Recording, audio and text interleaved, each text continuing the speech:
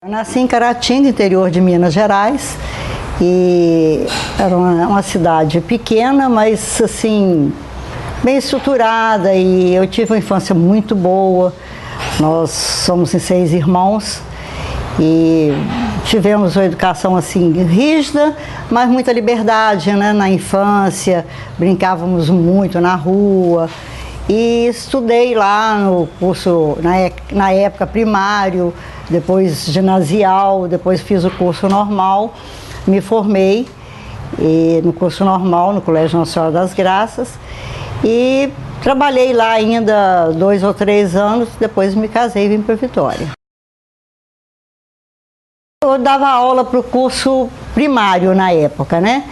E depois, no mesmo colégio que eu me formei, no Colégio Nossa Senhora das Graças, eu fui convidada para lecionar para o curso ginasial na época, dei aula lá também. Fiquei 2 anos e meio lá também trabalhando. E eu gostava muito da sala de aula, dos alunos, é aquele afeto, né, que a gente vê principalmente das crianças. As crianças são uma coisa, né, muito boa na vida da gente. Então você vê o progresso, alfabetizar, é uma coisa muito gratificante, eu gostava muito. Eu já conhecia que a família da minha mãe é daqui, né? Então eu vinha muito para cá, a família da minha mãe morava aqui, meu avô. Então todo ano eu estava aqui passeando, então eu já conhecia, inclusive o meu marido era daqui, eu o conhecia aqui. Aí fiquei num período, né, morando lá, ele aqui, a gente ia no namoro, noivado. E quando eu cheguei aqui, já assim, me adaptei fácil, me adaptei bem. Eu já me considero bastante capixaba também, né, que eu gosto muito daqui. Muito mesmo, trabalhei no colégio, até o diretor do colégio na época era o Dr. Luiz Carlos Nunes, no Colégio Luiz Simões, no Ibis, trabalhei lá 4 anos e meio. E assim fiz muita amizade, gostei muito. Aqui eu me dei muito bem, graças a Deus. Eu sempre admirei muito, né, o direito. E o meu marido e o meu irmão também, né, que também é promotor, a DIB, eles estudavam, né, faziam direito e ficavam muito estudando e aquilo ia me empolgando. Mas as dificuldades, né, depois veio filho pequeno, só tinha direito na UFES, então para mim era muito difícil. Aí depois Vila Velha, fundaram, né, a Faculdade de Vila Velha, mas eu encontrei assim, muito empecilho, até o marido não queria muito que estudasse, né, aquelas coisas, mas aí eu passei no concurso de escrevente juramentado. Aí fiquei 15 anos como escrevente juramentada. E aí eu trabalhando no fórum, aí me empolguei mais ainda, né, o direito sempre me encantou. Mas nunca pude estudar assim e nem fazer um curso maior, porque, né, fazer um concurso, quer dizer, porque eu não tinha o curso de bacharel em Direito. E uma das pessoas que me incentivou muito foi a doutora Edel. Ele era promotor, né? Passava lá no cartório e falava: por que você não vai fazer o concurso para escrivão? Eu falei: doutora Edel, eu não posso porque eu não tenho curso de Direito. Ah, mas você vai fazer em Vila Velha, você mora em Vila Velha, você tem que fazer. E ficava assim me cobrando, até que deu certo, né? Aí fiz o concurso, fiz o vestibular, passei e trabalhava de dia, aí já tinha 2 filhos, né? E trabalhava de dia no cartório e à noite fazia faculdade em Vila Velha. A princípio a minha ideia era fazer concurso para escrivão. Eu sempre gostei muito do cartório, eu tinha paixão por cartório.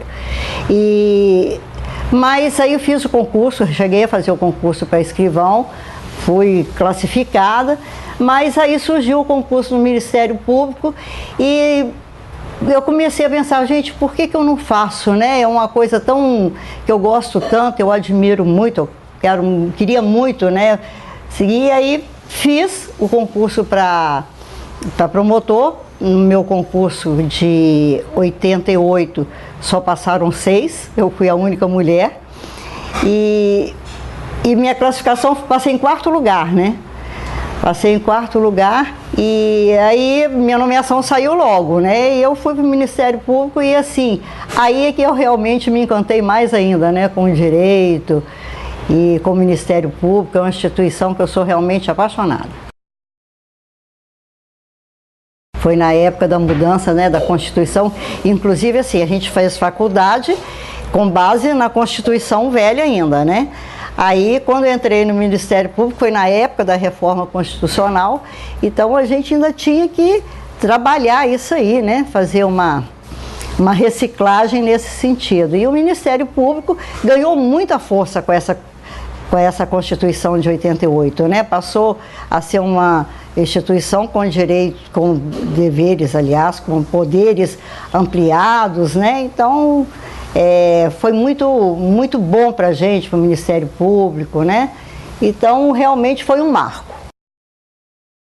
Foi uma coisa assim meio difícil, porque a gente, por exemplo, tinha que ir para o interior e não tinha essa estrutura de hoje. Então, a gente ia por conta da gente, se ia de carro, de ônibus, onde ia ficar, tudo isso era problema da gente, né?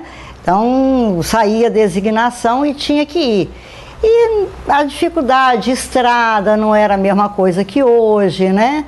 E a própria comarca não tinha muita estrutura, o Ministério Público ficava muito de favor no fórum, né? Então, os juízes, assim, na época se achavam chefes mesmo da gente, né? Eles se consideravam chefes da gente. Então, era uma coisa que a gente tinha que começar aos poucos a colocar o Ministério Público na posição dele, né? Como uma instituição independente, né? Para eles entenderem, e realmente foi um progresso que a gente acompanhou e que, graças a Deus, o Ministério Público hoje está, né, nessa situação privilegiada que está. Graças a Deus, né? Como substituta, eu fui para Linhares. Aliás, fui Vila Velha, né? Primeiro, fiquei 2 meses. Aí depois eu fui para Linhares como substituta também. E aí comecei a ver férias forenses, né? Comecei a rodar outras comarcas. Aí fiquei em Ibiraçu, Itarana, Santa Teresa. E como titular, a minha primeira comarca foi Ibiraçu. Itaguaçu também eu fiquei como substituta. Eu acho que merece destaque, eu acho assim, porque eu fiquei mais tempo, foi Ibiraçu. Eu gosto muito de lá, sou cidadã ibiraçuense, cidadã joão-neivense também, porque na época João Neiva pertencia à comarca de Ibiraçu, né? E nós fizemos um trabalho muito bom lá, eu, doutor Ubiratã Medeiros, que era o juiz lá na época, nós entramos lá, a comarca estava muito atrasada em todos os sentidos, tinha muito tempo que não tinha júri, e nós batalhamos muito ali, pusemos a comarca, só tinha um juiz e um promotor, e aí batalhamos muito, trabalhamos muito mesmo, pedimos correição e pusemos a comarca em dia, e o trabalho da gente também foi muito reconhecido lá, sabe? Foi uma comarca que me marcou muito, foi Ibiraçu. Quando eu cheguei na comarca, o processo, como eu disse, a comarca estava muito parada, né? O processo já estava em fase de alegações finais.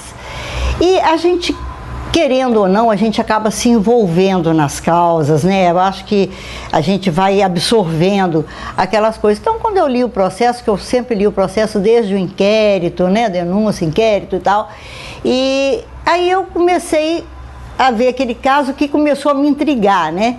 Aí eu fiz as alegações finais, a história era a seguinte, a ré, né? A mulher, ela tinha sido empregada doméstica na casa da vítima. E ele era, segundo todo mundo comentava na comarca, ele era uma pessoa muito saudável, trabalhava na Vale, era uma pessoa muito saudável, se alimentava muito bem. E ele ficou viúvo e depois acabou casando com a empregada. Casou e de repente ele começou a passar mal, a definhar, e ela começava a dizer para ele que ela ia viajar porque ela tinha uma fazenda que ela ganhou de herança de um ex-namorado. Então, uma história assim bem mal contada, né? Aí ele dizia que queria ir.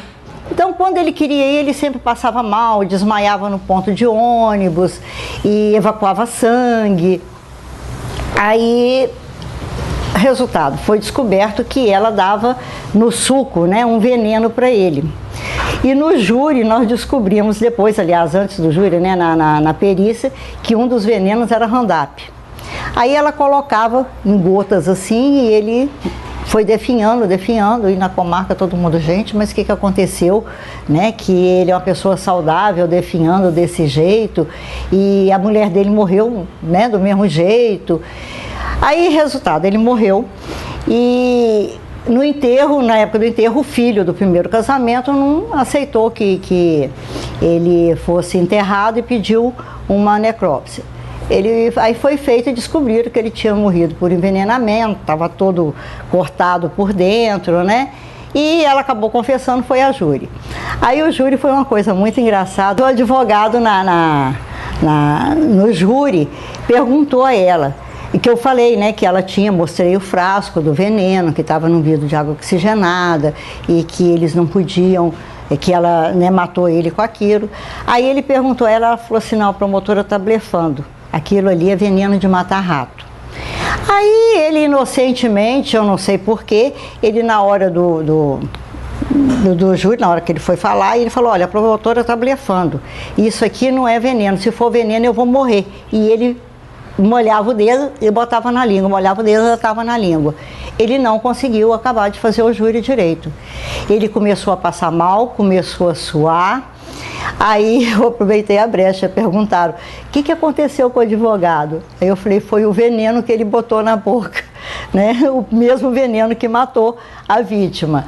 E ele ficou muito mal mesmo, e ali no próprio júri, na hora da votação, na sala secreta, ele abriu a janela para poder vomitar, ele saiu de lá evacuando sangue, e ficou mais de mês passando mal com aquele negócio. Então foi um fato assim, bem interessante, né? Aí saiu charges nos jornais, e até hoje ele brinca comigo, você é minha algoz. Eu falei, não mandei você tomar veneno. Ela foi condenada, né? 7-0, com certeza, né? Foi condenada e até os jurados ficaram assim muito indignados com ela. Ela foi condenada e ele fez uma defesa assim, mesmo para cumprir, né, a obrigação dele, uma defesa não, uma apelação, desculpe. Fez uma apelação, mas a sentença foi confirmada e ela cumpriu pena lá há muito tempo ainda. E depois, né, eu saí de lá e eu já não sei mais o desfecho. Eu atuei assim muito pouco, foi nessa questão do crime organizado. Aí, na época, o meu marido, ele tinha sido delegado de polícia e logo que instituíram a instituição aqui, o LECOC, ele, empolgado, né, quase todos os policiais, tinha desembargador, tinha promotor, tinha um monte de gente, ele se associou. Quando ele viu que o negócio era diferente, ele saiu. E aí, essas pessoas, alguns delegados, começaram, como eu estava cobrando, né, a atuação da polícia e tal, alguns delegados começaram a querer arguir suspeição. Aí eu disse que não era suspeição, que eu já era separada há algum tempo e ele não ficou lá, acho que nem um ano como sócio lá da LECOC, e sempre foi uma pessoa assim muito correta, muito íntegra. Meu marido foi um dos delegados assim que, sabe, realmente muito íntegro. Aí eles começaram a querer mandar recado, sabe? Não era realmente uma ameaça, mas veladamente, né? Começaram a dizer que eu não deveria, mas eu fui até ir para a corregedoria, eu me mantive, né? Atuando no caso. E isso depois gerou até um comentário no jornal, eu e alguns outros promotores, né? Que batíamos de frente com essa investigação, que era feita às vezes do jeito deles, e acabaram fazendo um comentário, né? e isso até gerou um processo. Nós fizemos um processo depois de danos morais, né? Porque começaram a dizer coisas que a gente realmente, que estava incomodando, né? Sempre fui, coincidentemente eu acho, né, promovido por merecimento, mas não passei na frente de ninguém. Uma ordem era antiguidade e merecimento, sempre fui promovido por merecimento. Aí vim para a capital, fiquei em Vila Velha como titular de terceira entrância, né, muito tempo não, uns 3 anos, e depois fui promovida também por merecimento para a entrância especial, que só era em Vitória, né, na época. Só Vitória era entrância especial. Aí fiquei em Vitória, depois disso trabalhei na corregedoria, fiquei lá 3 anos como assessora, e depois voltei para a 8ª Vara Criminal, onde eu me aposentei. A gente assessorava, né, o corregedor, mas era um trabalho assim de fiscalização, né? E a gente avaliava o trabalho dos colegas, os relatórios e várias outras coisas, assim, problemas que chegavam, né? Que a gente às vezes ia para o interior para fazer uma correção, ajudar o colega às vezes em alguma dificuldade, e é basicamente isso. O Ministério Público é uma instituição maravilhosa. Eu sou apaixonada pelo Ministério Público. Nunca tive assim, cheguei na época por causa de salário, me inscrever no concurso para juiz, mas depois falei, não é isso que eu quero. O Ministério Público é uma instituição que tem autonomia, tem liberdade, assim, a sociedade é um amparo da sociedade. Eu acho que é um amparo da sociedade, é uma instituição que era o que faltava realmente na sociedade, sabe? Para mim é uma coisa que é até difícil de explicar, de tanto que eu sou apaixonado pelo Ministério Público. Eu acho que aconselhamento com os jovens, sabe, numa audiência, às vezes na criminal, quando eu pegava um acusado muito novo, muito inexperiente, e então a gente pegava, aconselhava muito, e eu acho que eu conseguia ter alguns bons resultados com isso, sabe? Pessoas que, pelo menos até quando eu saí, você via que não voltaram a delinquir, sabe? Porque conscientizar pela família, né? E olha o que você está causando para a sua família, de ver mães chorando, né? Meu filho é uma pessoa tão boa, eu tenho tudo, eu dou tudo que eu posso, e meu filho, né, está indo para o lado errado. Então esse aconselhamento eu consegui muito, sabe? E no interior também a gente fazia muito um trabalho de atendimento, né, às pessoas, casamentos que às vezes a gente conseguiu, né, reconciliar, uma coisa assim que é gratificante, muito. O que a gente tem a dizer é que eles tenham sempre em mente que eles pertencem realmente a uma instituição maravilhosa e que vistam a camisa do Ministério Público, trabalhem com afinco, com amor e sem orgulho, sem petulância, né? Porque acontece, eu já ouvi muitas vezes as pessoas, poxa, doutora, a senhora atende a gente tão bem, com simplicidade, tem promotor ou juiz que já vem com arrogância. Então não abrirem mão disso, né? Não terem arrogância e vestir realmente a camisa da instituição, porque vale a pena, e você se aposentar com a sensação do dever cumprido é muito bom.